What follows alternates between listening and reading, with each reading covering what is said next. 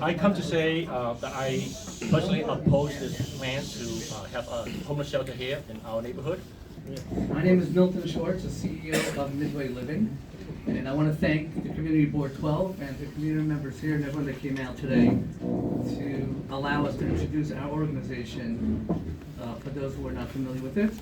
With me this evening is Neil Klein, Director of Project Management. We have Scott Owetter, who's our Director of Chief Program Officer, and we have Michael Best, our Regional Director, Michael Gariardi, our Director of Security, and Isser, who is our Director of Maintenance. And I'd like to turn it over to Scott Owetter to present the presentation. So first of all, Midway Living, it's a not-for-profit organization. The mission of the organization is to shelter homeless families and provide comprehensive support services to help those families get back on their feet.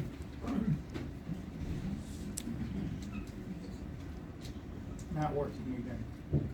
Whoop. Guess it takes a second. Hold on a second, please. Okay, just.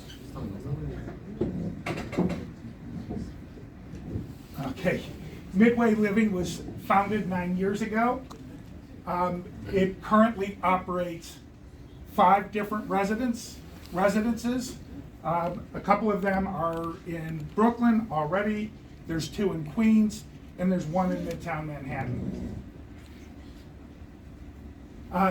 Currently, Midway Living, if we can go back, please. Go back one. Go forward one. Okay, currently Midway Living services about 930 families. There's over 1,300 adults and about 1,500 children living in the Midway Living facilities. Go to the next one, please. Midway Living has lots of different staff. Midway Living case managers and social workers provide education, career counseling, goal planning to help people find jobs. The facilities also provide emergency clothes and shelter and all types of support services. A big part of what Midway Living does is try to help people obtain tools so that they can move forward and move towards permanency and out of the shelter system as quickly as possible. Next.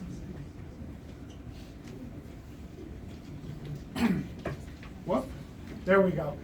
What this facility is not, and I want to repeat, is not, it is not a singles facility for people with serious mental illness or addictions.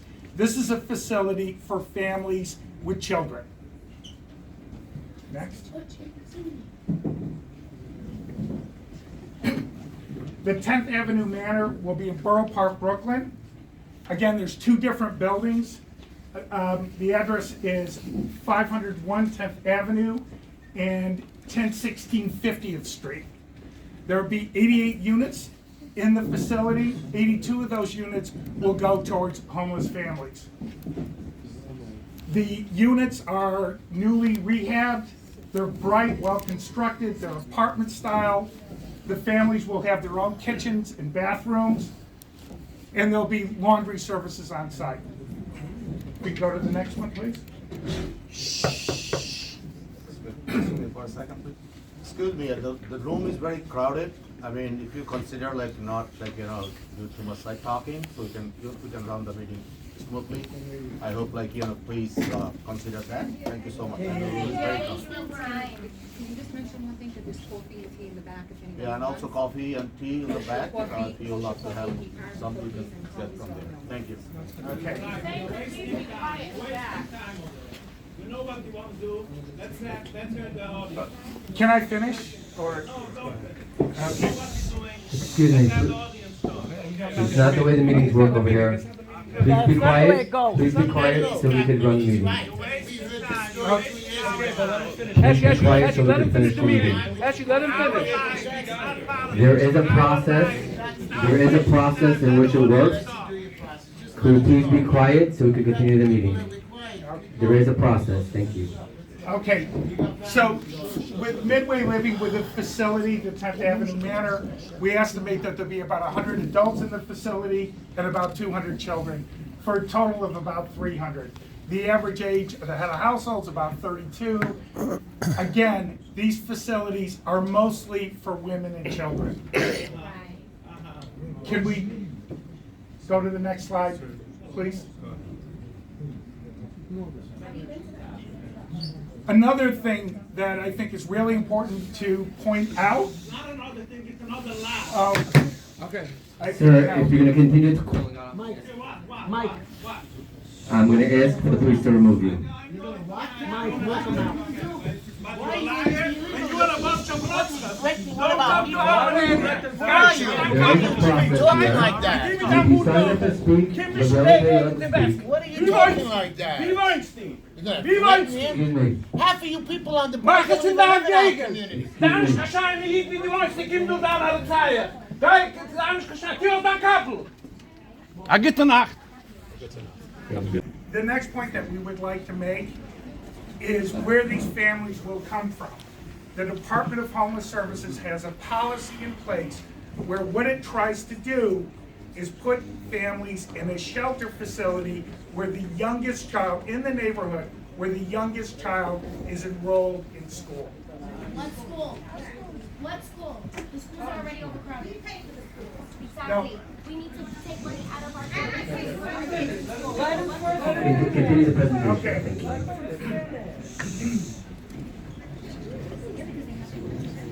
I would now like to turn over the next part very briefly to Michael Gagliardi. Just the thing about Michael used to be Deputy Commissioner. He was over security for the Department of Homeless Services. Before that, he was a New York City police officer. He actually retired as a lieutenant. And Guys, my name is Mike Gagliardi. I'm the security director here at Midway. At this facility, at these two buildings, we're going to have contracted security guards. They're all licensed by the state of New York. We'll have a private company there. Before I get into that, just so Scott said, I was a lieutenant. I actually started my career here walking foot posts in the 6-6 many years ago. And worked in many areas, narcotics, undercover work, investigative work. And then I went to the Department of Homeless Services. Supposed to be for a few months. I stayed there 17 years, worked in security. So I have a lot of knowledge about the security, a lot of knowledge in shelters, and I also am a social worker on the side, so I have some background in that to work with the community and to work with our clients. So these two buildings will have contracted guards. We'll have one supervisor and 2 guards in each building. The guards monitor access control. Everyone who comes in the shelter has to sign in and sign out. Well, you can, if you want, I'll say what you want. You can ask me any questions you want. Okay, I'll be happy to take any questions. What about tenants? Exactly. We already live there. Let's, sir, let's first finish. So clients also. Excuse me. Let's first finish the meeting and then we'll take questions afterwards, okay? The presentation comes first, okay? Thank you. can we advance the slides, please? That, like all shelter facilities, there will be robust staff on site. There'll be a program director. There's one case manager for every 25 families. There's one social worker for every 50 families. There's residential aides, and as Michael said, there's around-the-clock security. Can we go to the next one?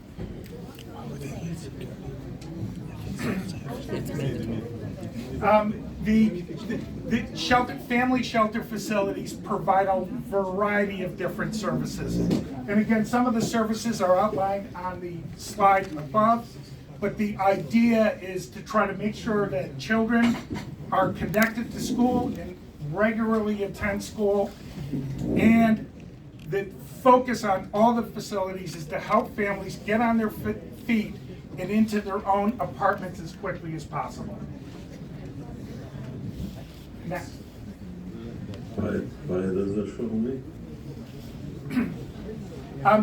Another thing is with Midway Living is fully engaged with the communities in which it operates facilities.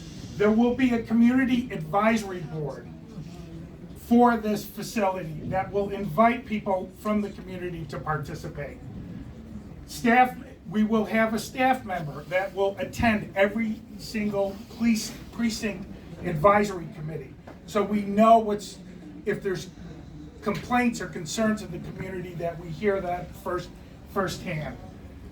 The shelter director has not been identified yet, but that person will take calls 24 hours a day, 7 days a week.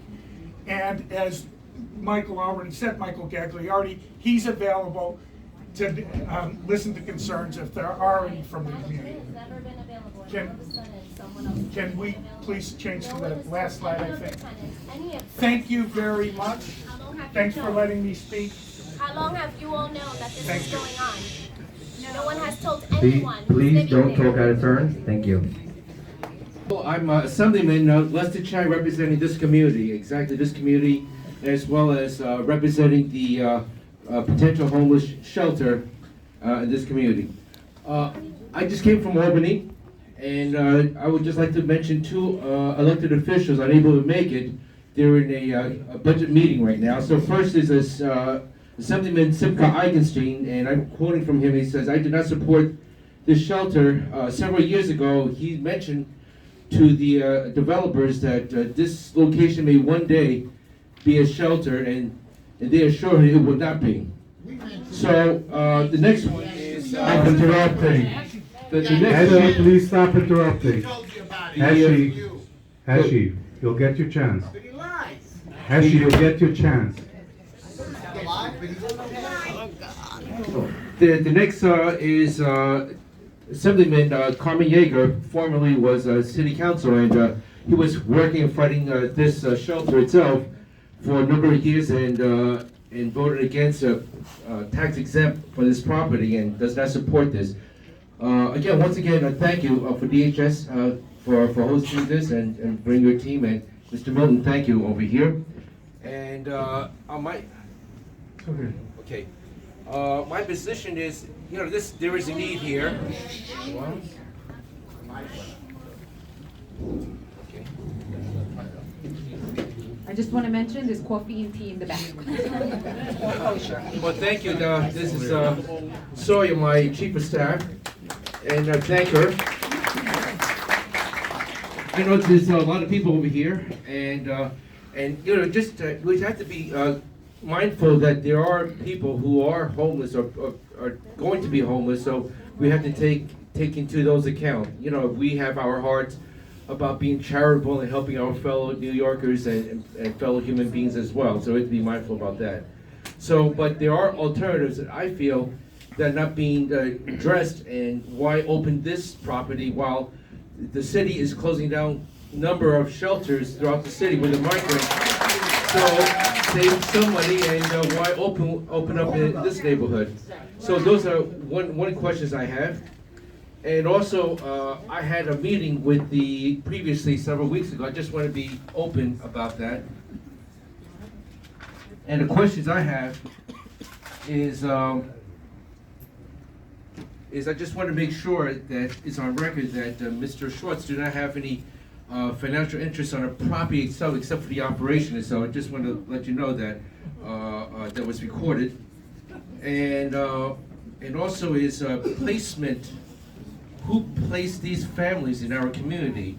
As DHS would say that they are in control about who are placing these placements for those who live in this neighborhood.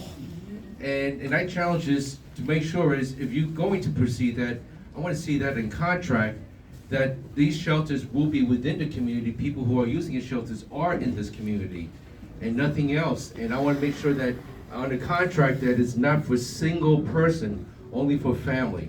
So those are my concerns. I had previous meeting with them. I'm sure many of you have those answers or questions about that. But those I throw out to you. And I thank you all, and thank you to the community board for hosting. This is a very difficult meeting, very hot issues. On behalf of the Assemblyman, like Barry said, this is not in his district, but he still adamantly opposes this, considering that there is a hospital a rehabilitation center, and a public school within a 2-block radius of this building. And his neighborhood represents the neighborhood directly attached to this. So I just want to put it on the record that Assemblyman Eichenstein is an Albany, but he wants me to speak on his behalf and say he's adamantly opposed to this homeless shelter. So he's acutely aware of the public safety concerns raised by the residents here. The residents here want to take their children to and from school. They want to go to and from synagogue, to and from church. They want to go shopping without being worried about additional crime concerns and additional city resources being spent on this type of homeless shelter. So please make no mistake, Senator Chan is in opposition of this homeless shelter. Our district office is at 6605 Fort Hamilton Parkway. Our phone number is 718-333-0311. Please call us. Please register your complaints with us so we can document to everyone concerned that we do not want this homeless shelter here. Thank you for your time. The phone number is 718-333-0311. Senator Stephen T. Chan. By the way, it's also not in his district as well, but he's standing with the community, side by side with his elected officials and the residents of this community. Members, Barry, I'm the mayor of Boro Park West. I've been we're elected to doing that office. board members first, then the public. I'm not the public, I'm the mayor of Boro Park West. I'm the mayor Yeah, of we Boro understand. Park West. Right These now, people are here, these are my people. I I represent them. understand. I'm and- an elected official. Can I Okay, speak for 2 but minutes? right now we're doing board members. When am I gonna speak? First of all, you didn't sign up, but we're gonna let you speak as being the mayor. We're gonna let you speak, but right now it's board members. Okay. Any board members would like to ask a question? My name is Jacqueline Rainier, and I am not going to speak about this particular project because I don't know about it. However, I was a parent coordinator in Kensington at PS 230 when a homeless shelter for families was put in our block, on our block. And we had many families enter our school while they were housed there. I'm going to say one thing that you may not like to hear, which is that many of the families who came to that shelter were lovely, lovely people who I got to know very well. I might have thought the same thing, but I do want to I want to be on record to say that as the parent coordinator, working with a number of families in shelters and one right by our school, that the majority of the families were lovely. There were issues that we wanted to work with our police with and that we needed to work with at the Department of Education about. But one of the things I also want to say is that never were homeless members of our community placed in that shelter. So that is the one thing I heard you say that I would want to draw attention to, because we had families who needed it and they did not get it. Good evening, everyone. My name is Beth Sluggian. I'm a member here of Community Board 12. I want to thank you all for coming out this evening. My opinions here are not always popular, and I know this one is not going to be popular, but I'm going to share it anyway. As a Jewish person, I've been raised with the idea and the Jewish value of welcoming the stranger. And I really think that we need to consider what we're saying no to. We are talking about families. Families who are experiencing homelessness, who need a place to go. And I'm hearing people refer to these families as criminals. These are not criminals. Why do they need security? Next door to you. I live in Kensington, like 3 blocks Please, from the Beth, shelters Beth, do not engage. Please finish your comments. I do, however, I do want to raise something that I heard earlier because I don't know if the person speaking has signed up to speak, and I do want to bring up one concern that I did hear come from the room, which is from people who are currently living in the building. I don't know what that means for people who live in the building, but I would ask the developers of this project to clarify what it means for people who live in the building in terms of making sure that they have a secure place to live, that their living situations do not change. That said, I think we should be open to the possibility of families. This is a community of families who need a place to stay, having a place to stay. And our community's in dire need of housing. Why bring in more people? Any other? My first question was raised by Ray before, and I've had this question since this came up, is every day the mayor is coming out saying that they've been closing shelters, and they've closed a lot of shelters. My question is, excuse me, just asking a question, would like an answer, maybe the city can answer. Were none of these shelters been able to be recommissioned to house 82 families? Does anybody know why we're closing shelters all over the city and we're opening new ones? It seems counterproductive. Just a question. Anybody have an answer? Sure, go ahead. Yeah. Oh, and another question I had is, was very conspicuous that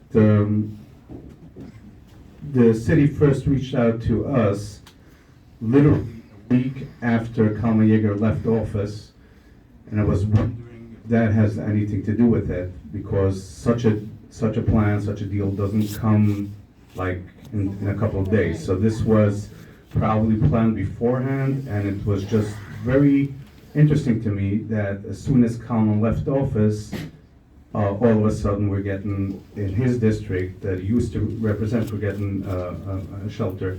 So I just wanted to know if there's any correlation between those two events.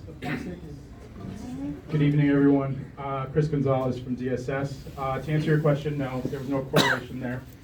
We have a process where we engage with providers like Midway, and they go through an RFP process, and that process takes a certain amount of time. And No, the provider's after you made a deal with the owner, right? So you're making a deal with the owner first, then you get a provider. So DHS does not make a deal with the owner. We work directly with providers.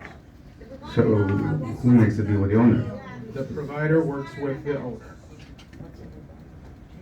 not DHS. DHS works with the provider. Doesn't the owner have a contract with the city?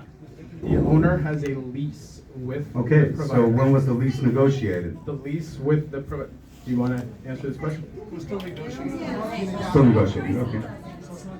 Okay, So there's no correlation there. Okay, I don't believe in coincidences, but on the other question, we're closing shelters all over the city. Not only that, the mayor is very proud of closing shelters. So why open new ones when we're closing old ones? So the answer to that question is we are DHS. We run a portfolio of shelters. There's also, because of the influx of migrants that came over the past 2+ years, there was another system of facilities that were open with other agencies like H&H and HPD. Those are the facilities primarily that That's are the why I ones used that are- the word recommissioned. Why couldn't those be recommissioned to house families? Why don't you use the other shelters? Excuse me. So those are under a separate agreement with a separate agency and a separate contract. These facilities, the DHS facilities, are in our pipeline because there are capacity needs for homeless families with children. And so, because Stop yelling out. Thank you.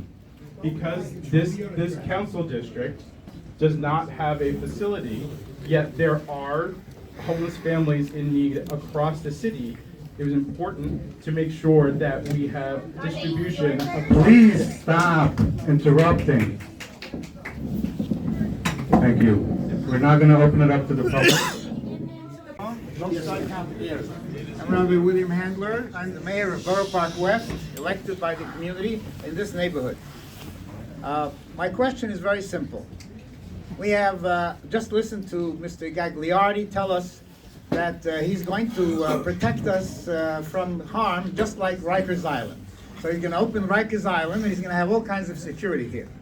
So that makes me very excited. Secondly, we have 53 shelters that are being closed in the city. And I don't know why you have a problem, because DHS doesn't have it in their portfolio. Sounds spoken like a true bureaucrat, okay? You can do it if you really want to do it. Ask Donald Trump how things are done. He knows better than you.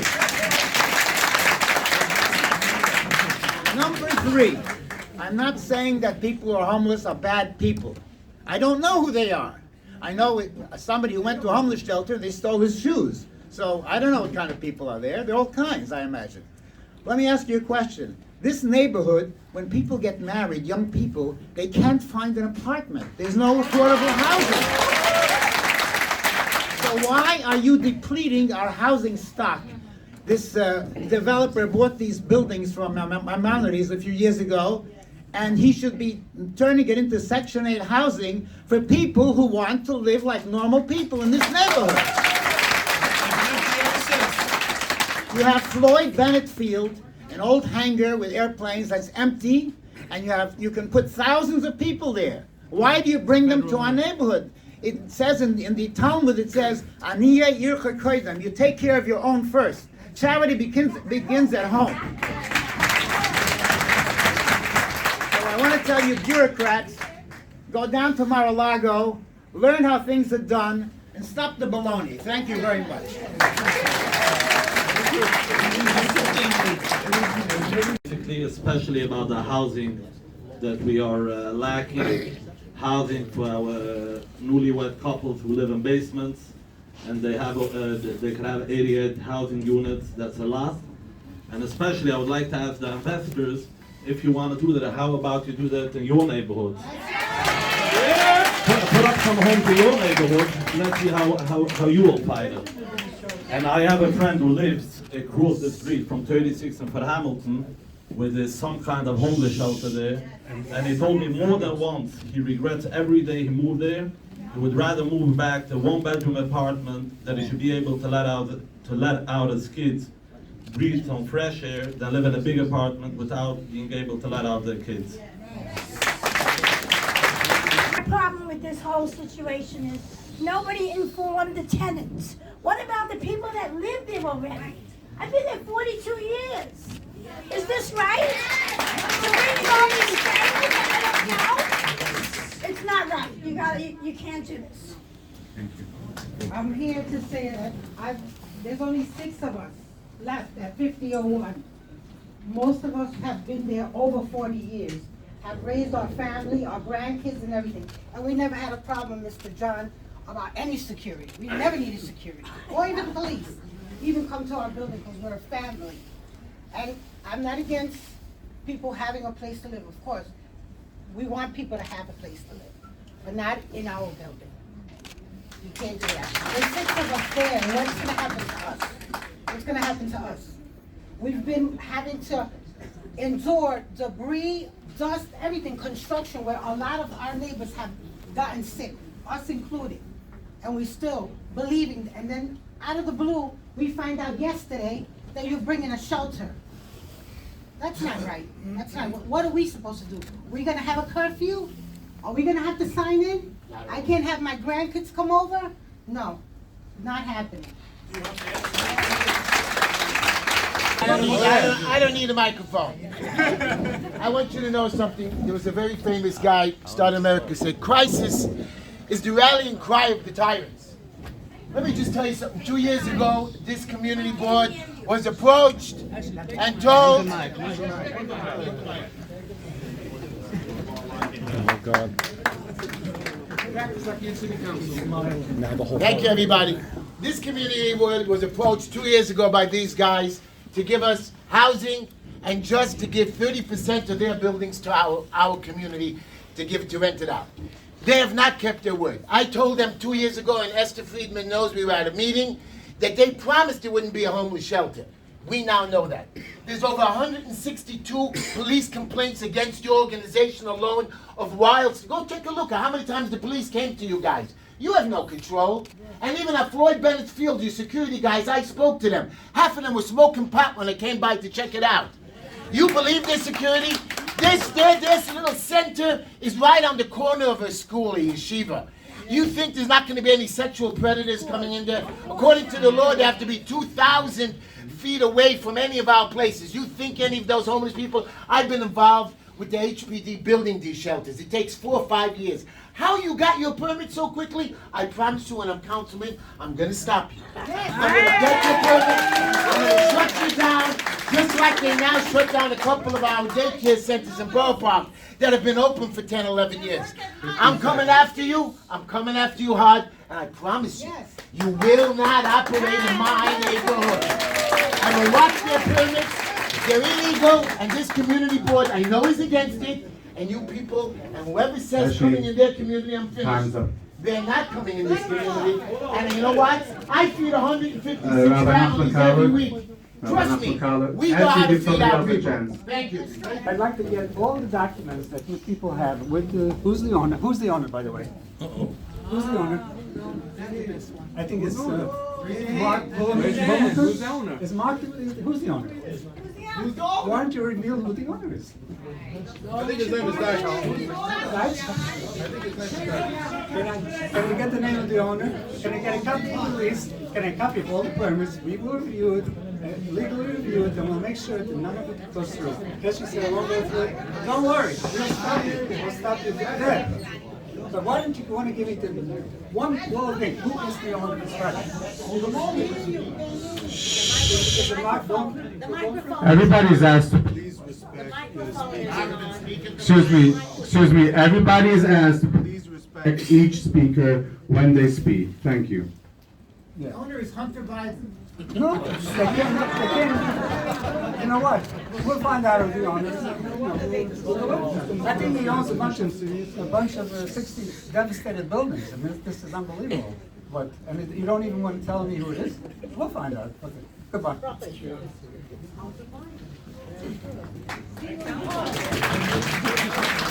How much of the funding is from federal government? How much is from state government? Can you be very specific? Under what program or what federal grant does the funding coming from? Thank you. Would anybody want to answer those questions?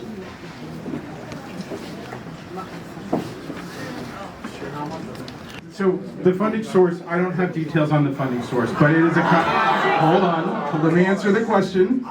But yes, it is it's city taxpayer dollars, a combination of city taxpayer dollars.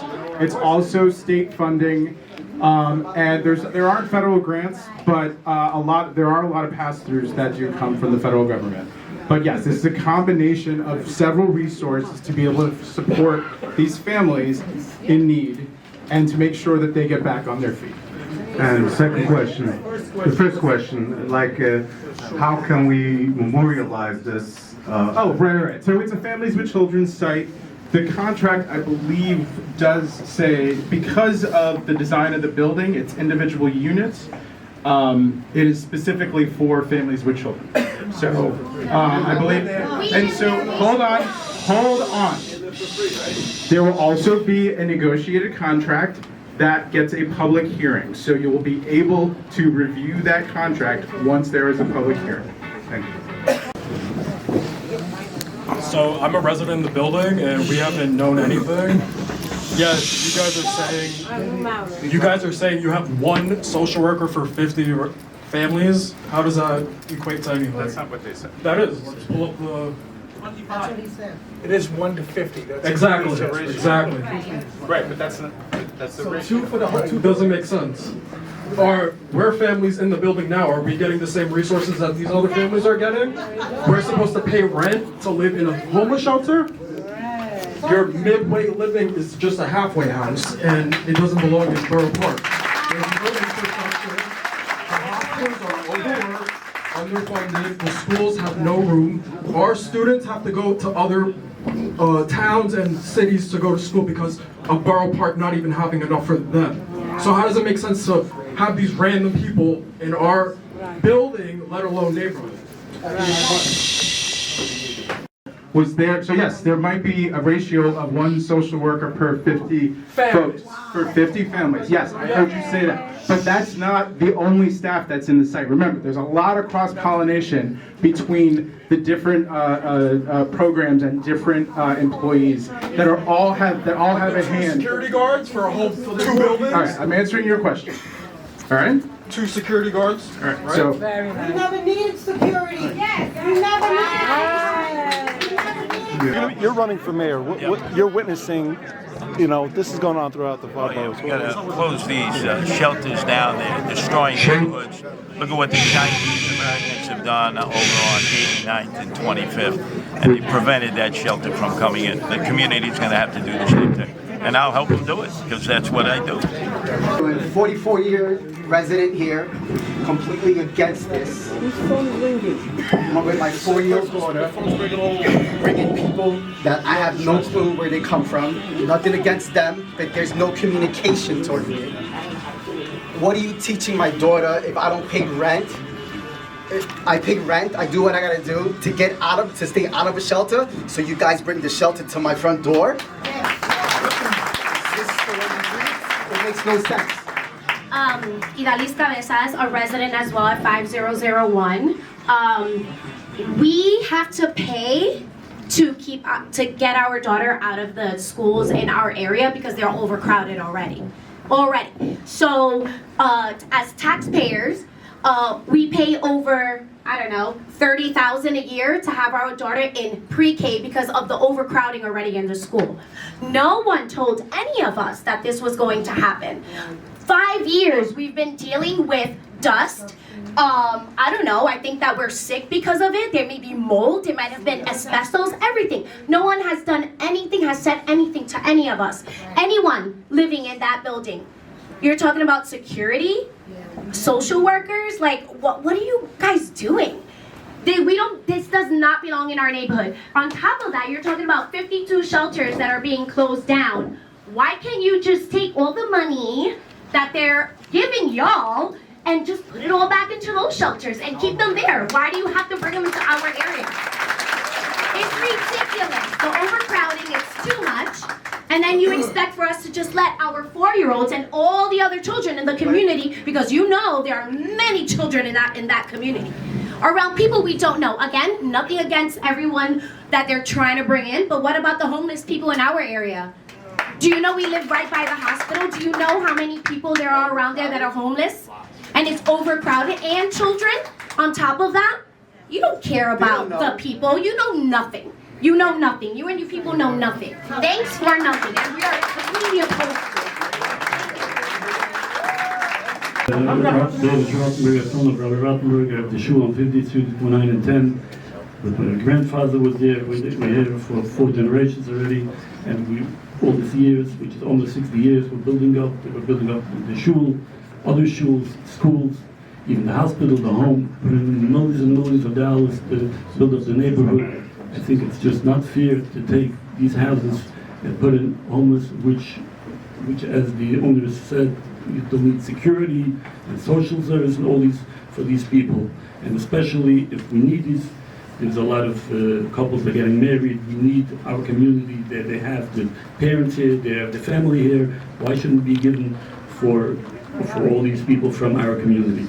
We hope that everybody can. She said at 7 a.m. they lock the doors and have all the families leave so they can go find jobs. Not sure how that's helping them by locking them out at 7 a.m. And they are going to be sitting there unasked. They all just sit on the street corners and hang around. And our children are coming and going from school. This is, at 7 a.m. in the winter, it's dark.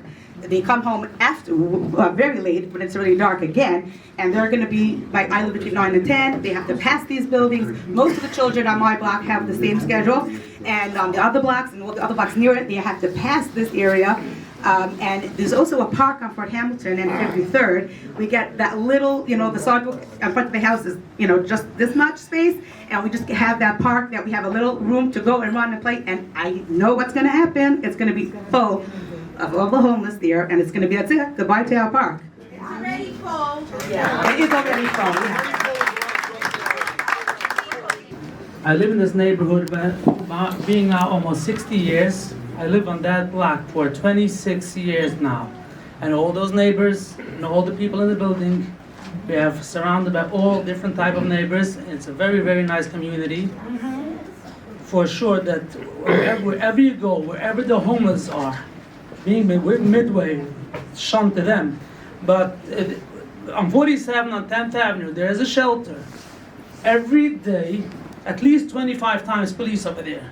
Don't tell me that that's gonna be, maybe it'll be security there, maybe, and the security guard is also gonna have police by him. There's no reason to bring them in here. We have so many kids playing on the streets. On this block, on 10th Avenue, every summer, more than 50 kids out every night. We won't be able to let them go out at night to play. And we can't go out like normal human beings because we are going to be harassed. These homeless don't have what to lose because you give them maybe shelter, they don't have food, they'll be locked up, they'll have food. That's their only outlook in life. And you should be ashamed of yourself what you're doing special. We're seeing take off your yarmulkes and go to wherever you want. Get out of the community. You don't live there. You don't want enough to you. You are bad, very bad people, and you will get paid for that. The criminals, why need the security? First question. Second question, I understand that the women might run in criminals. Where are the fathers? Where are the husbands? Why are they not providing for their wife and kids? Third of all, if we have 8 buildings in the neighborhood that are empty. You want to fill them up? I'll give you my WhatsApp status. Every day there are hundreds of people looking for apartments in that area. If the landlord wants them full, have him call me. I gave everybody my number. Now, how much is the landlord getting a kickback from the city? How much is his personal kickback? Forget about your program. I understand you mean well, but, and one more question. All these homeless that are on your list, are they from our community? No. Why don't we put them in the community where they grew up? Put them with their families, put them where their friends are, put them with their parents or their children or their siblings. Why do I gotta bring them to me? There's a pizza store right next door. I send my younger ones from 12 and down to the pizza store alone. I won't send them to Dunkin' Donuts. Got a homeless people living out there and they cause trouble. You wanna bring that trouble up the block? I don't think so. That's right. I spoke to the mayor's office, and he said they're going to be from our community. He lied. He lied to me. An assistant mayor. Okay? So he's the mayor. Look, he's the mayor. He's the mayor of Boro Park West. What's that? Who did you speak to at the mayor's office? I can't tell you that. You want to know? Well, you called the guy a liar, so say it. National Shapiro. Assistant If mayor. you bring in the homeless here, the house where, the poverty where, chop down, the city lost money. Why don't you guys choose a cheaper place? You don't guys don't have common sense at all. Okay?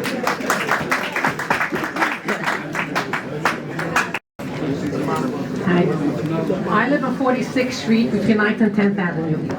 A few years ago, we had a situation where some investors came and they told us they want to make a rehabilitated homeless for the homeless people, not a homeless shelter, the better people that are rehabilitated already. We fought, we lost. So now on the corner of 10th Avenue and 46th Street, we have wonderful rehabilitated homeless people living on our corner, on our corner. So what do we have? We have nice neighbors. The police are there almost every single night. We have protection from the police. They're scream, they fight. We can't let our kids out at night. We can't, when the kids want to come home from weddings at night, whatever, we can. I don't go out at night. I'm afraid. We're all afraid, and this is the rehabilitated people. This is already the better of the homeless. You're going to bring the real homeless to us? We need a housing for ourselves, not for the homeless.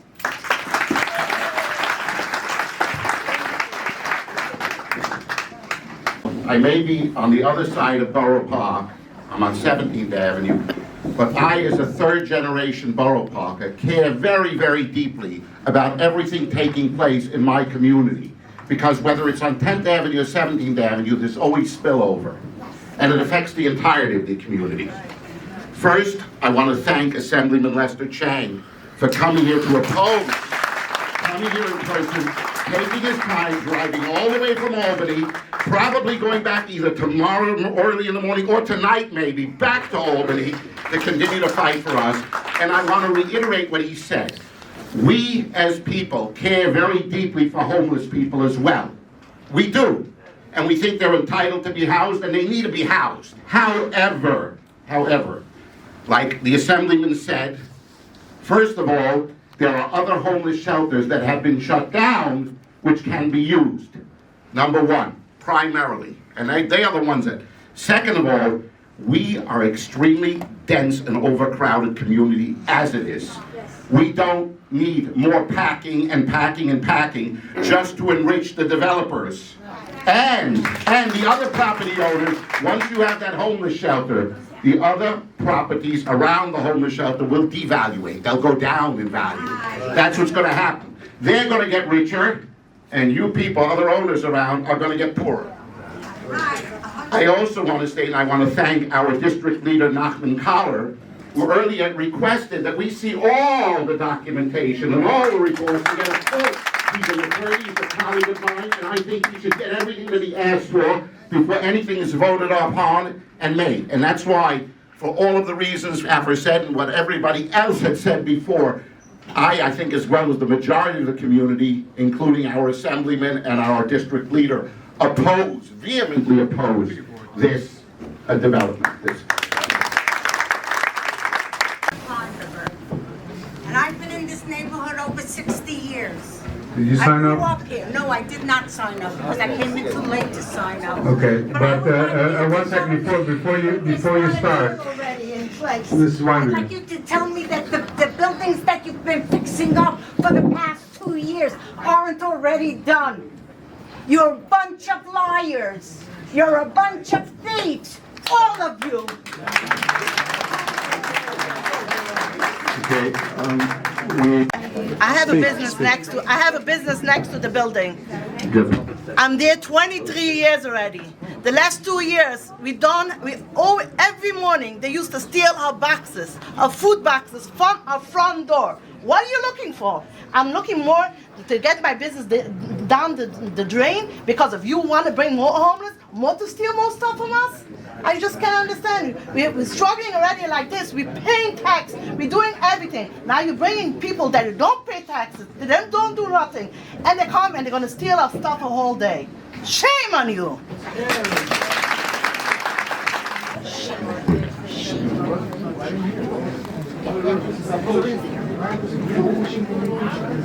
Motion made by Board Member Matthew Melnick and seconded by Board Member Chesky Bilal that the Community Board should go on record with a resolution opposing this shelter due to the overwhelming opposition of the community.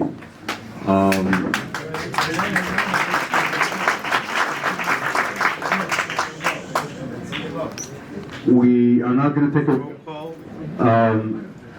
Just all in favor? Aye. Anybody opposed? No, you don't oppose against it. Anybody opposed? Resolution. Anybody abstain? Again, the motion on the table is that the community board should go on record with a resolution opposing this shelter, our community. This is for board members only. Motion passes.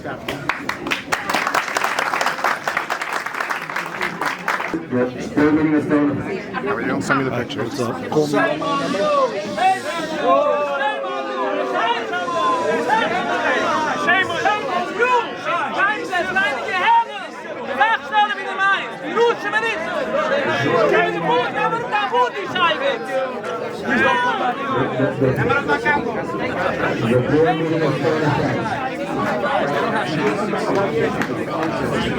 I know what you're going through. We saw that, if you notice, on 18th Avenue and 25th, the Chinese Americans organized. There's no shelter there, but you have to organize. This morning, I was in the South Bronx. They're closing the Roosevelt Hotel in Midtown, and they're opening up a new shelter for the migrants on 141st and Bruckner Boulevard. They're destroying neighborhoods. And you know who's doing that? Eric Adams. It's that simple. Because for every contract, it was said before, there's kickbacks, there's guilt. You know what this is about? This is about money.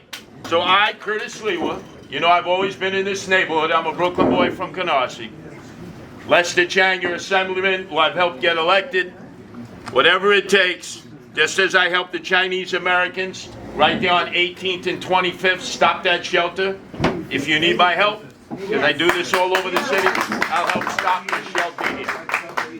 But again, there are many neighborhoods in the same situation. So if you organize, you can stop it. If you just have meetings, that shelter is going to continue to operate. And then, if you don't push back, you get another shelter, and another shelter, and another shelter. So just know Curtis Lee was your friend. I'll be here. Just go through Lester Chang, the assemblyman, and I'll bring all of my experiences on how to organize and prevent that shelter from ingraining itself in your neighborhood, and it will destroy your quality of life. I don't know of a place in New York City where the shelter has set up that hasn't been negatively impacted. So I've seen it. I'm here for you. Whatever you need from me, you can expect me to deliver. Thank you. Thank you. We need a bullet point list of what we need to do. It's all beautiful work. We heard many times where they say, well, we believe, blah, blah, blah, blah. We believe. Isn't that a code word? They're full of it. Yeah, so I hear from city administrators all the time, we believe, we believe, we believe. What they do is they look to see what kind of resistance. So if you look over at 18th Avenue and 25th, where the Chinese community has been out there every day, over 200 days, there's no men's shelter. That would have destroyed Bensonhurst. So here in Boro Park, you have to take the same tactics. Now, I've worked with demonstrators all over the city who have prevented migrant shelters and regular shelters from opening up, but you have to work it. And I'll be more than happy to come into Boro Park and teach the people what to do.